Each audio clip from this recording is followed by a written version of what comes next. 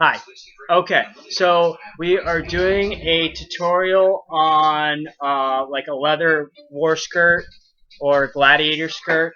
Um, I already made it, but I'm gonna give a quick explanation, the materials and what I used to make it.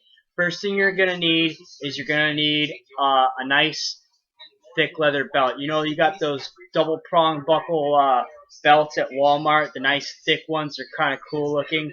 You know, they got the double holes all the way through. That would be really cool to start out to help make that leather war skirt. You're gonna want to get pleather at Joann's Fabric. You're gonna want to get some sewing needles, some upholstery needles, and some thick thread. I also went and got these, you see on the war skirt that I made here, these little baubles here, these metal pieces. I did this because they kind of look like medieval rivets. I got these, they're like bag accessories so people can decorate, women can decorate their bags, whatever. I used them for what I was going to. But this is what it looks like. You see that? As far as that goes. And there's the buckle. I use this cheap ass braided leather buckle. It's dried up and kind of spent, but I used it anyways because it was part of the leather war. So you see it's kind of beat up. You can replace this easy. The great thing is that this is one piece folded in half, and then what I do is I sew this pocket straight across, right? And then I measure out evenly how many of these I want. Now you can make it longer or fatter or shorter, how you want. You can change the design of it.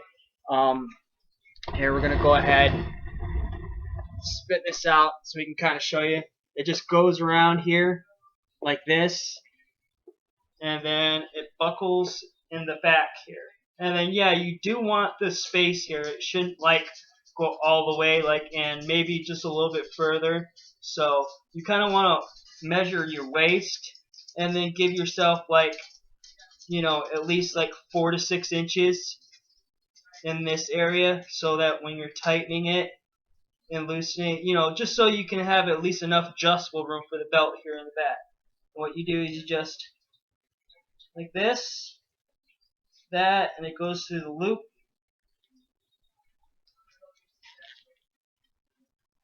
You know, bam, and you got a leather war skirt. I like it. It's really cool looking.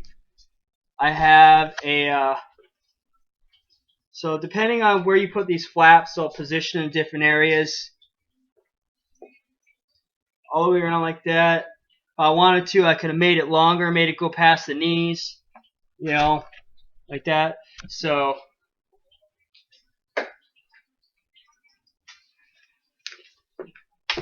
that's pretty much my tutorial for making a leather, you know, war belt. Now what I did with the sewing of the edges here, if you got a good sewing machine, you can sew this pleather material, but I did everything by hand. I thought it would kind of look cool when I went and did you know, the loop sewing around the edges here with a thick thread.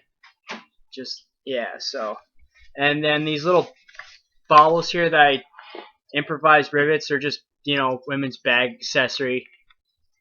You know, just because I wanted just to decorate a little bit, just didn't want to be leather. They got these 2 prong flaps. So in the front part, you got to poke a hole in the leather and put these through it, and then flip them over on either side. But you don't put the hole in the back piece because this is actually all one piece. Like I said, you fold it in half, right? So there's a front and back, because if you ever worked with pleather, there's a fabric side on the back, and you don't want that to show one way or the other. I wanted it to look like leather all the way through, so that's how I did mine. So yeah, remember, if you put the baubles on where your belt goes through, you got to put the baubles on before you sew across the belt, or you're not going to be able to. Also, before you sew it up on the inside where the baubles are, you're going to want to use some kind of tape, like a little bit of electrical tape, put it across. That way when you're sliding your belt through, unless you're really careful, then you don't have to worry about catching the little metal prongs that are, you know, underneath.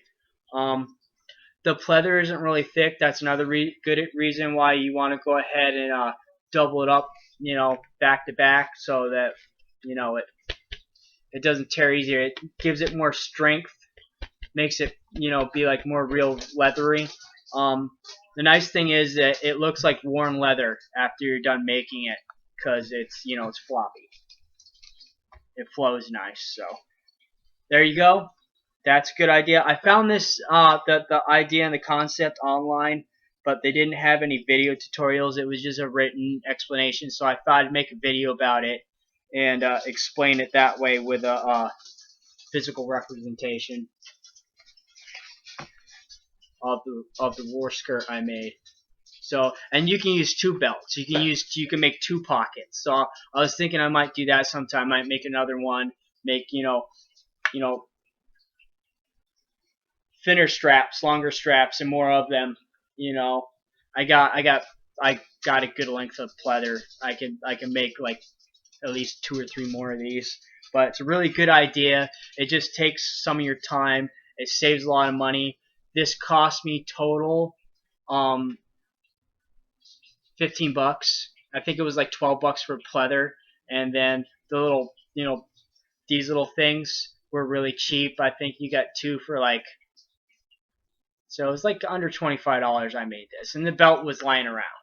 I mean, if you buy a brand new belt and you buy pleather and you buy the little bobble thingies, it'll probably cost you probably cost you about 30 or 40 bucks. And I have a real leather war skirt that I got from Medieval Collectibles. That leather's a lot thicker. It takes a while to actually wear that in. But if you don't got that kind of money, you don't have the $80 or the $150 to spend on handcrafted recreation stuff, then this is really good to go. You save yourself $80 to $150 on what you would spend, and you can mirror it after it. I mean, you could go ahead and take the entire design. You could pretty much do the same thing, but like I said, with the pleather, like this stuff I got at Joann Fabric, you got to double it. You got to put it back to back and sew it. I'm pretty sure you could probably hide these if you got a sewing machine.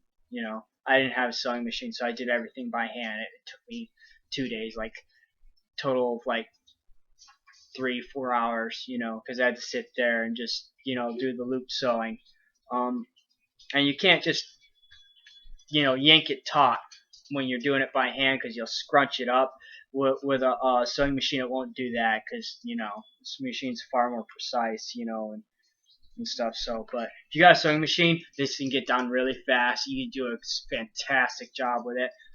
One of these days, I'm gonna pick up a sewing machine. But it's a really good idea. I would totally suggest it if you don't have the money to buy an actual Roman low skirt, or to buy leather's expensive. If you get like the 2 hindquarters of leather, cow leather, it's going to be like 130 bucks, and that's a good price. Some companies charge up to 220 for that section of beef. Tandy leather usually has good prices. They have sales and stuff. It's going to be around 130 bucks for that, like 26, 27 square feet, that full back quarter of that thick, 8mm leather. That if you're going to do leather working, you can do it that way, and then you could probably make a war skirt and armor, leather armor. I've been doing a lot of research and tutorials and stuff, other alternative paper mache and whatnot, but this is a really good idea. Just wanted to shoot it out there. Haven't done anything in like 2 years. I started doing Halo armor, but I got busy. I've had my kids for the last 2 years and whatnot, so I've been having to concentrate on that instead. So yeah. So go ahead and check this video out. Tell your friends. Get your project going.